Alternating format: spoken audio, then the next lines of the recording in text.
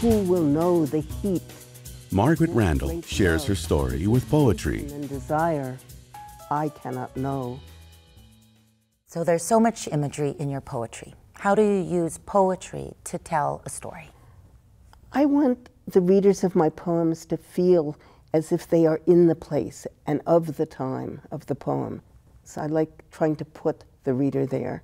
So that's one way. And then another way, I think, is, since I did oral history for so long, just bringing the voices of ordinary people into my poems. I think that helps make that connection. And why do you think that's important? Because I think that's where real poetry lies. You know, that's where it lives.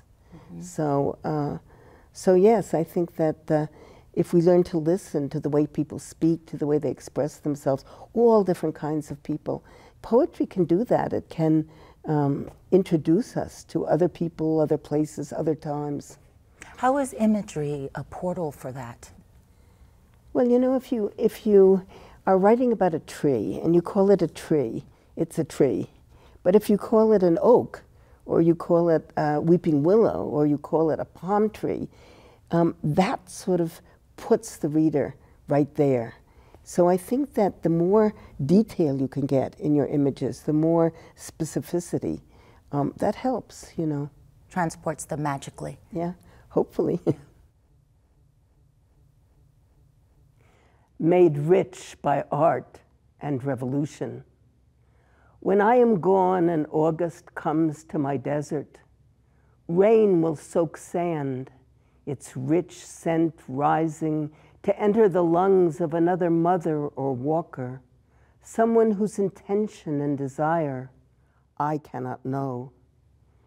When I am gone, this painting of little islands, miniature trees and birds floating in a magical sea of blue will hang in someone else's house.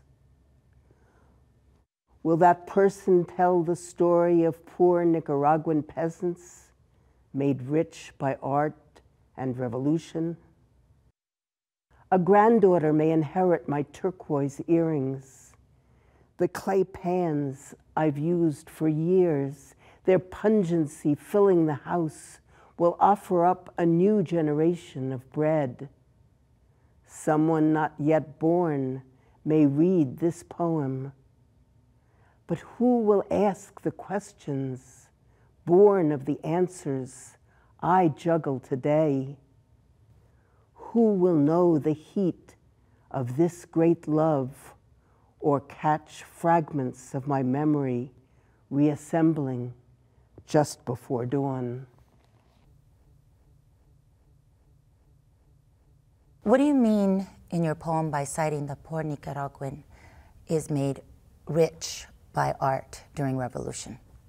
It's a reference to a poet named Ernesto Cardenal, a great still living Latin American poet, Nicaraguan poet.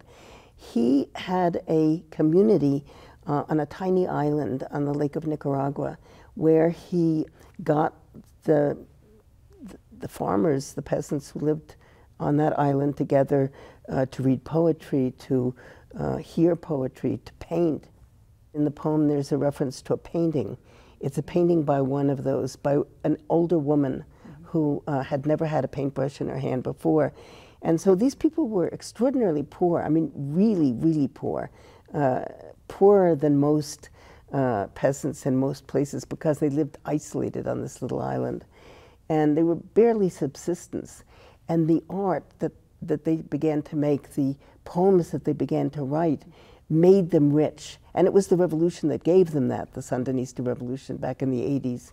And so I'm referring to that. I'm referring to their lives being made rich by art and revolution, art that they made. But when you say made rich by art due to revolution, is that still this lasting legacy that exists through their art? I think it is. I think it is because, and in Cuba too, you know, we just got back from Cuba a week or so ago, and it's extraordinary how poor these countries are compared with the United States, and yet how much of their gross national product they spend on culture and art and music and writing and writers. So I think that, you know, the revolutions I've been part of have wanted very much to have believed and believe, the Cuban Revolution still believes, that art and culture are necessities. They're no less important than health care and education and a roof over your head and food and so forth.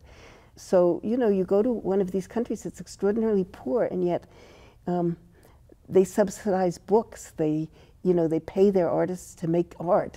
And so I think that's something that, as a poet, as an artist myself, has always just thrilled me about those revolutionary experiences.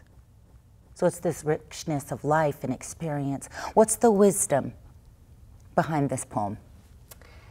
You know, in this poem, I'm really talking about old age. I'm talking about, I'm 82, and, you know, I feel like I'm going to live forever, but that probably won't happen. So I'm sort of beginning to think about my grandchildren, my great-grandchildren, what I will leave to them, these turquoise earrings that I wear every day, the bread pans that I make bread in, that I've made bread in for 35 years. You know, it's a poem full of questions. It asks at the end, who will ask the questions to my answers, you know? And so it's about that. It's about passing it on. Why poetry for you? For me, poetry is like breathing. You know, I can't conceive of a life without poetry.